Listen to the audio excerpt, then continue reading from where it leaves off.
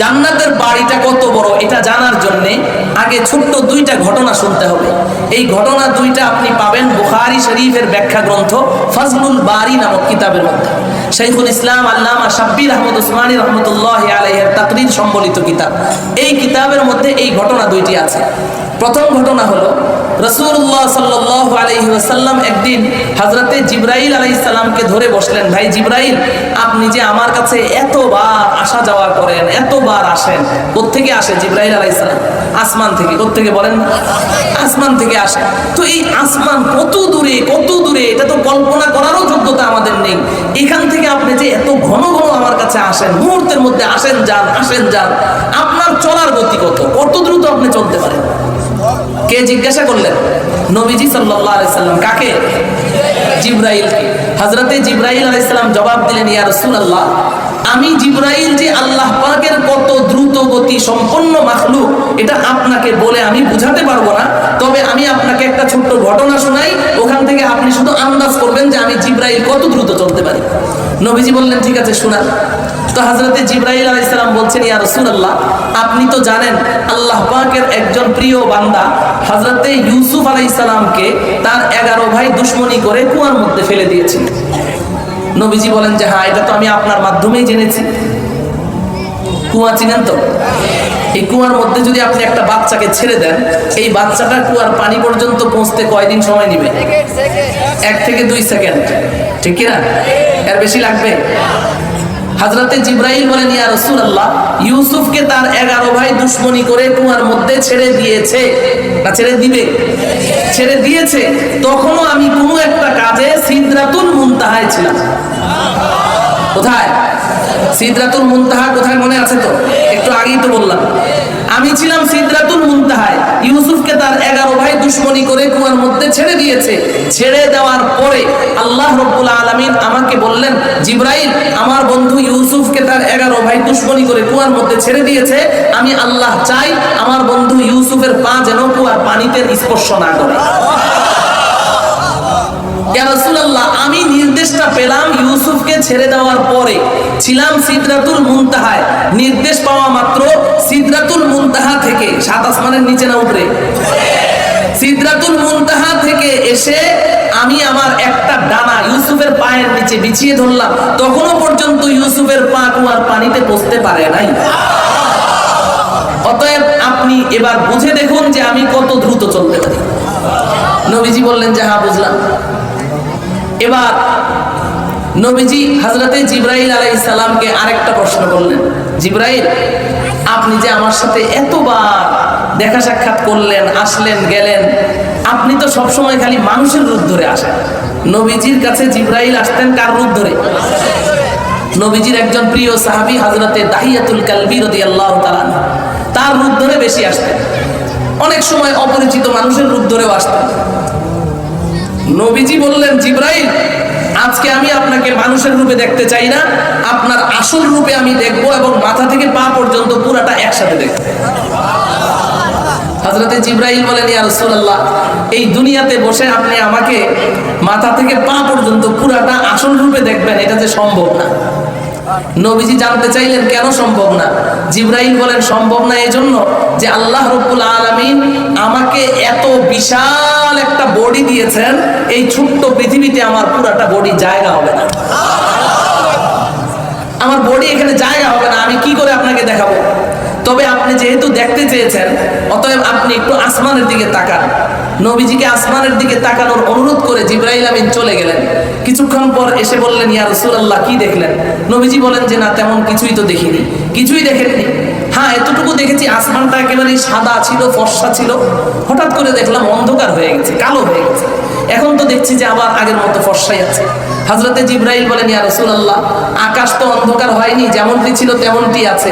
আমি আপনাকে একটু ধারণা দেওয়ার জন্য আমার একটা ডানা দিয়ে পুরাটা আসমান একটু ঢেকে ধরেছিলাম। কয়টা ডানা দিয়ে? ইয়া রাসূলুল্লাহ, আমার এক ডানা দিয়ে পুরো আসমান ঢাকা যায়, এরকম ডানা আমার বডিতে একটি দুটি নয়। বুখারী শরীফের প্রথম পৃষ্ঠার হাসিয়ার মধ্যে আল্লামা কাস্তাল্লানী রাহমাতুল্লাহি আলাইহি বা হাওয়ালায়ে আহাদিস তিনি লিখেছেন, ওয়ালাহু সিত্তু মিআতি জানাহাতিন। ইয়া রাসূলুল্লাহ, আমার এক ডানা দিয়ে পুরো আসমান ঢাকা যায়, এরকম ডানা আমার বডিতে আল্লাহ পাক একসাথে 600 ডানা ফিট করে রেখেছে। তাইলে যেই বডির মধ্যে এত বিশাল বিশাল 600 ডানা ফিট করা, এই বডিটা কি এই পৃথিবীতে জায়গা হবে? এই দুইটা ঘটনা আপনাদের সামনে পেশ করলাম কি জন্য? জান্নাত কত বড় বোঝানোর জন্য। মনে আছে জান্নাতটা কত বড়? এবার শুনেন। হাকিমুল উম্মাত মুজাদ্দিদুল মিল্লাত হযরত মাওলানা শাহ আশরাফ আলী থানভী রাহমাতুল্লাহি আলাইহি নাম শুনেছেন? আশরাফ আলী থানভীর নাম শুনেছেন?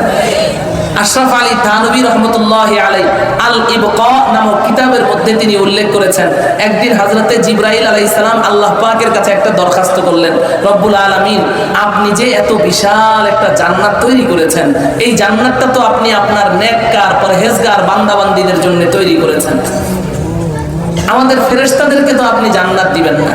আপনাদের জানা থাকা দরকার, ফেরেশতারা জান্নাতেও যাবে না, জাহান্নামেও যাবে না, তাদের জন্য জান্নাতও নেই, জাহান্নামও নেই। আল্লাহ রাব্বুল আলামিন অন্যান্য প্রাণীদের মতো ফেরেশতাদেরকে এক সময় শেষ করে দিবেন, ভ্যানিশ করে দিবেন।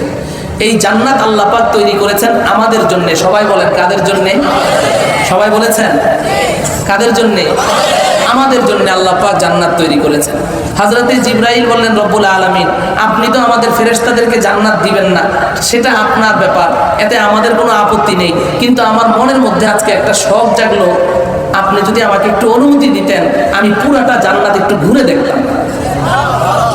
আল্লাহ রাব্বুল আলামিন জবাব দিলেন, জিবরাইল, আমি আমার নেককার পরহেজগার বান্দাবান্দীদের জন্য যেই জান্নাত তৈরি করেছি, এই জান্নাতটা এত বিশাল, এত বিশাল, এত বিশাল, তুমি জিবরাইলের পক্ষে পুরা জান্নাত ঘুরে দেখা সম্ভব না।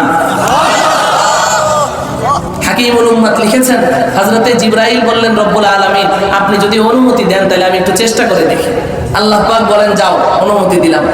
আল্লাহ পাকের অনুমতি নিয়ে জিবরাইল আলাইহিস সালাম জান্নাতের এক প্রান্ত থেকে উড়াল দিলেন।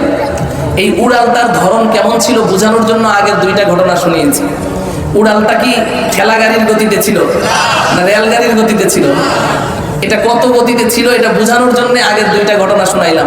এই যে জিবরাইলের চলার গতি, এই গতিতে তিনি উড়ালটা দিলেন। বডিটা কত বিশাল তাও তো মনে আছে, 600 ডানা মেরে এই গতিতে তিনি উড়লেন। এক বর্ণনা মতে 70 বছর, আরেক বর্ণনায় আছে 70,000 বছর তিনি উড়লেন। এই যে 70,000 বছর উড়লেন, রাস্তায় জিবরাইলের ঘুম ধরেছিল, পেশাব পায়খানার হাজত হয়েছিল, পেটে ক্ষুধা লেগেছিল। হ্যাঁ, আমরা তো সফর করলে এখান থেকে রংপুর গেলে রাস্তায় 3-4 বার হোটেলে দাঁড়াইতে হয়, পেশাব ধরে, আরেকবার আবার ঘুম ধরে, আবার নাস্তা খাইতে হয়, কত কাজ, তাই না? জিবরাইল যে 70,000 বছর উড়লেন, মাঝখানে কোথাও তো কোনো রেস্ট নেন নাই, নিয়েছেন?